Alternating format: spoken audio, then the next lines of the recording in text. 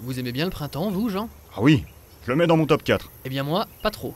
Comme pour 20 à 30% des Français, pour moi, printemps, ça rime avec pollen, nez bouché, éternuement, démangeaison, conjonctivite, toux ou asthme. Je suis désolé pour vous, Jean.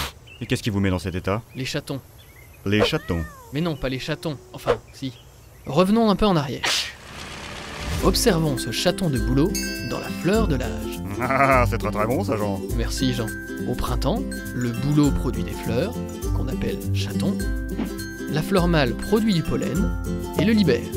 Celui-ci est transporté par le vent jusqu'à une fleur femelle. Vous savez comment on appelle ça? La pollinisation. Bravo Jean.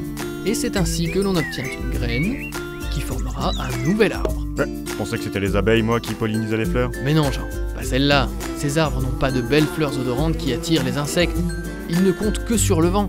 Donc pour avoir une chance de féconder d'autres fleurs, les fleurs mâles libèrent d'énormes quantités de pollen, de l'ordre de plusieurs millions de grains par jour, Incroyable. et chacun de ces grains voyage sur plusieurs centaines de kilomètres. Mais tous n'arrivent pas à destination. C'est triste, ce que vous me dites, Jean.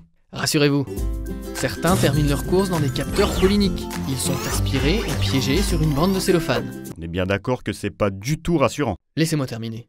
La bande est découpée puis placée sur des lames de microscope afin d'être analysée. En regardant au microscope optique, on peut identifier et comptabiliser les grains de pollen captés, notamment les plus allergisants, comme ceux du bouleau, du noisetier ou encore des graminées. Alors vous allez rire. J'ai une petite blague à ce sujet. S'il vous plaît, Jean, restez sérieux. Le réseau national de surveillance aérobiologique a placé environ 80 capteurs sur tout le territoire. Toutes les données recueillies permettent d'établir une carte de vigilance en temps réel. Une sorte de météo des pollens. Exactement, Jean. Chaque semaine, sur le site pollen.fr, est diffusé un bulletin allergopollinique qui permet aux personnes sensibles de savoir à quel moment ont lieu les pics de concentration de pollen. C'est très pratique ça. Oui, ça leur permet de savoir quand prendre un traitement ou quand éviter les sorties en plein air par exemple. Il est même possible de s'inscrire à un bulletin d'alerte en choisissant son département et les pollens auxquels on est allergique. Et où on peut trouver tout ça? Pollen.fr, Jean, je viens de le dire. Excusez-moi, j'avais pas entendu. Je regardais des photos de chatons et j'ai cru voir un graminé. Vous êtes irrécupérable, Jean.